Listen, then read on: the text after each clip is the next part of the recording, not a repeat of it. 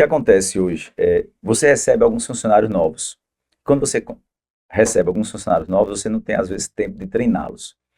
E, às vezes, o olho de quem anda todos os dias, ele é mais perspicaz. Então, você vai no hospital, um hospital aberto ao público. O que você espera no hospital? Um ambiente limpo, organizado, que você possa ser atendido com respeito, com dignidade. É isso que a gente quer. Às vezes, a pessoa que trabalha lá, ele percebe que está sujo, mas não faz nada. Acha que aquilo é mais do mesmo. Mas quem preza sempre por algo melhor e acha que todos têm direito a esse algo melhor, você vai fazer de tudo para poder melhorar, poder fazer com que isso aconteça seja realidade. Então, um copo jogado no chão, uma gaze, né, suja de sangue no chão, isso incomoda. Isso incomoda. Então, a gente tem que mostrar como se faz. Se alguém não percebe, você chama a pessoa da limpeza, você mesmo apanha e mostra, olha, isso aqui não pode acontecer. É como você vê um paciente, por exemplo, no corredor, numa maca, esperando 6, 7 horas por um leito e ninguém foi lá conversar com ele, perguntar o que ele quer. A gente tem que se incomodar com isso, muito. E quando você vê também um local que está sujo, você tem que se incomodar. É importante que você se incomode, por quê? Para que ele não virar rotina. E não gera bactéria, Né? problema, Isso, outro justamente. problema, né? Então nós tínhamos uma sala lá que o ar-condicionado é muito gelado, pintamos toda a estrutura com tinta lavável, e ensinamos que existe uma terminal. Terminal é a limpeza que você faz em todo o hospital. Não é só lavar o chão, é lavar o chão, parede e teto. Porque um hospital, não é aberto e ele tem. Imagina a pessoa melada com a mão suja de sangue, bate na parede, aí ele segura lá com a mão melada de sangue. Então vai ocasionar bactérias e contaminar a parede de alguma forma. Então você tem que fazer a terminal, você tem que limpar. Da mesma forma, um local úmido, às vezes, fica aparecendo um pouquinho de fungo. Então, uma parede amarela que tem lá um fungozinho, a parede preto, então já passa uma ideia de quê? De um ambiente sujo. E dentro de um consultório médico.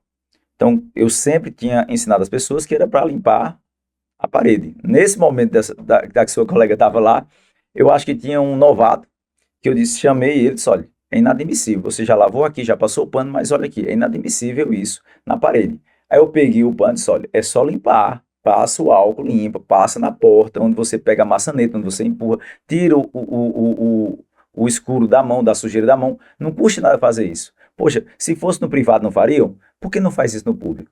Então a gente tem que ter o seguinte, qualquer serviço que você for fazer, tem que fazer de excelência. Qualquer trabalho que você for exercer, vá com empolgação, vá com motivação. Porque se for para fazer mais do mesmo, não adianta nem sair de casa.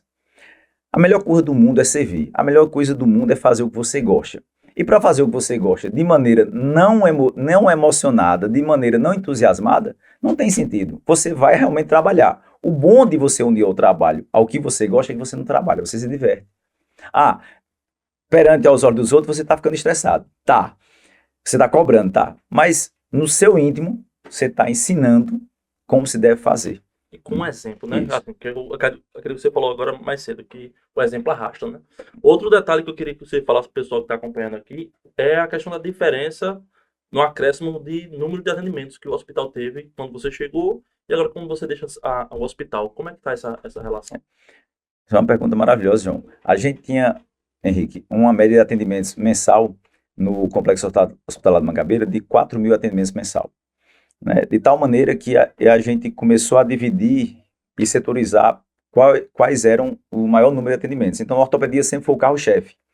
E a clínica médica, a urgência e a emergência clínica, era o que tinha o menor número de atendimentos. Por quê? Uma vez que as pessoas não confiavam muito no serviço, elas não iriam procurar. A partir do momento que nós começamos a resgatar, as pessoas começaram a entender que o ortotrauma Mangabeira, ele era resolutivo, aquele 60, 40 dias que existia esperando uma cirurgia, se tornou 3, 4, 5 dias resolvendo, até 24 horas a gente já resolvia para casa, aquele paciente que chegava lá infartado e a gente conseguia fazer com que o paciente sobrevivesse, ou aquele paciente que chegava com uma infecção e esse paciente tinha uma resolutividade no problema dele, começou a resgatar o quê? A credibilidade. Então, nada melhor do que o boca a boca, nada melhor do que dizer, olha, fui lá no ortotrauma e fui bem tratado, fui lá no ortotrauma e resolvi meu problema, fui no Complexo Hospitalar Mangabeira e fui bem recebido. Então, nós resgatamos, passando de 4 mil atendimentos mês para 16 mil atendimentos mês. 4 vezes mais. 400% aumento ao longo de 3 anos. Isso é bom. Agora, o que é importante? É você ter com essa perspectiva. Poxa, se em 3 anos nós aumentamos 400%, entenda só que eu tenho uma estrutura feita há 15 anos. E eu preciso entender que essa estrutura tem que ser pronta para daqui a 10, 15, 20 anos. E a população cresce. João Pessoa está na vanguarda, todo mundo querendo vir para João Pessoa, morar ou passar férias.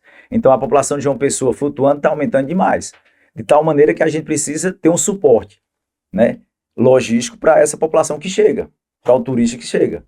Então imagine só, se eu não tiver como absorver um acidente de um turista, a gente pegou um paciente, né, que era do Rio e ele sofreu uma queda do carro do Bugre e quebrou o tornozelo. Foi para lá, a gente absorveu. E quando fomos ver, não era só um, tinha outro de São Paulo, tinha outro do Paraná, também a mesma coisa, com acidentes durante o turismo, e o ortotrauma acolheu e fizemos a cirurgia. Então a gente tem que estar pronto para isso. E uma das coisas que nós projetamos aí para esse ano é o bloco. A gente tinha um bloco, na verdade, lá um bloco com 3 salas, outro bloco com 2. E lembra que teve um incêndio? E o incêndio foi no bloco antigo que só tinha 2 salas. O que foi que nós fizemos? Que aí é interessante. Você pega, né, quebra os ovos e faz um omelete, né? Com o limão você faz uma limonada. E aí quando ocorreu o incêndio serviu para a gente planejar o hospital para daqui a 10, 15 anos. Como? A gente construiu um complexo de salas de cirurgia. A gente vai ter 10, né, o prefeito Cícero, o secretário Luiz, vão ter 10 salas de cirurgia. Por que essas 10 salas de cirurgia? Hoje, às vezes, você com uma demanda muito alta, a sala tá ocupada. Aí dá um avanço de horário. Às vezes a cirurgia complicou. Você tem um planejamento de cirurgia, o cara diz, não, a sala está ocupada, vai cancelar a cirurgia. Não tem sala, eu não vou fazer a cirurgia. Se você tem quebra todo o calendário de marcação, né? Você quebra o mapa cirúrgico, as cirurgias que era para hoje, passa a ser para outro dia. E o paciente que estava com esperança de fazer a cirurgia hoje não vai fazer, vai fazer outro dia.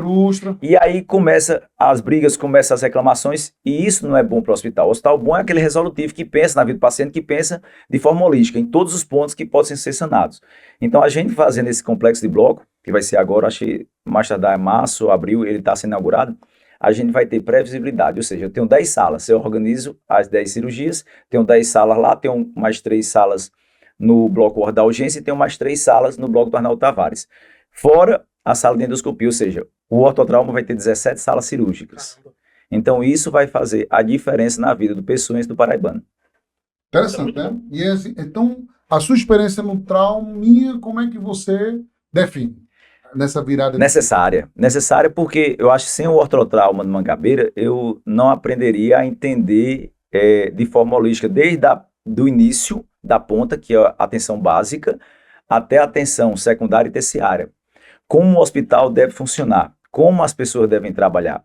É importante que para fazer qualquer autogestão, você precisa de quê? Precisa de uma cadeia, e uma cadeia produtiva. E para a cadeia produtiva, a ponta, ter autogestão, a secretaria tem que ter autogestão. Para o hospital ter autogestão, quem está na retaguarda tem que ter autogestão. Então, a importância do ortotrauma Mangabeira na minha vida e da saúde básica também, que eu passei 6 anos na atenção básica, nos PSFs, é entender que é uma engrenagem. Você nunca vai ter uma saúde de qualidade se a autogestão não vier de cima e seguir até embaixo. Você tem que conhecer todos os pormenores, você tem que conhecer a saúde da mulher, a saúde do idoso, tem que conhecer a saúde do adolescente, você tem que conhecer a saúde da gestante. Então, é importante você ter tudo em cadeia, para você poder ampliar a sua visão e saber, pronto, eu sei o caminho das pedras para fazer a diferença na saúde de cada pessoa. Importante, né, João Gabriel? Boa.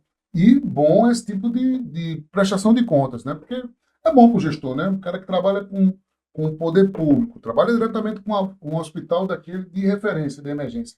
E aí agora a gente vai contextualizar em relação agora a essa nova fase do Não, antes de passar essa nova parte, eu só falar só um ponto que é importante também, que é a relação do trauminho e traumão, certo? Porque, querendo ou não, eles fazem parte de um complexo hospitalar que atende a região metropolitana, e existe uma certa regulação ali, né? Tipo, o trauminho atende certos casos, o traumão atende outros casos. Como é a relação que hoje, politicamente falando, a prefeitura tem uma relação maravilhosa com o governo do estado. Isso também se aplica à gestão de saúde aqui na região? A relação ortotrauma Mangabeira e o Hospital de Emergência e Trauma Senador Humberto Lucena é das melhores possíveis. A gente se ajuda. Por quê? Entenda só, se eu tenho uma pactuação que toda fratura, né, de platô tibial para baixo, joelho para baixo, cotovelo para baixo, é do ortotrauma Mangabeira. E toda fratura de platô tibial para cima, de joelho para cima, e cotovelo para cima, e politrauma, é do trauma grande. O que acontece? A partir do momento que eu não resolvo meu problema, eu vou começar a sufocar o trauma. Não é isso? Então a parceria é justamente essa. É de auxílio, é de respeito, é de ajuda, ajuda contínua, ajuda simbiótica, em que se a gente precisar de alguma coisa do trauma, o trauma resolve. Por exemplo, muitas vezes chega um paciente lá no trauma, que teve uma fratura do tornozelo, o trauma já faz a cirurgia, já coloca o fixador e já manda para a gente. Ou seja, ele já fez parte, né, do que era para fazer. A gente é a mesma coisa. Precisou, a gente já resolve, manda para o trauma grande. Então, isso é uma parceria que não pode deixar de existir nunca. É uma simbiose que tem que ser eterna. Assim como a gente está tendo uma quebra de paradigma, que nós temos um prefeito e um governador que andam juntos, o ortotrauma Mangabeira e o trauma, o senador Humberto Lucena, tem que andar junto. Porque isso não é vaidade, isso é obrigação da gente para ajudar quem mais precisa, para ajudar a população. Se você não tiver essa simbiose, se você não tiver essa relação, quem vai sair prejudicado? O povo.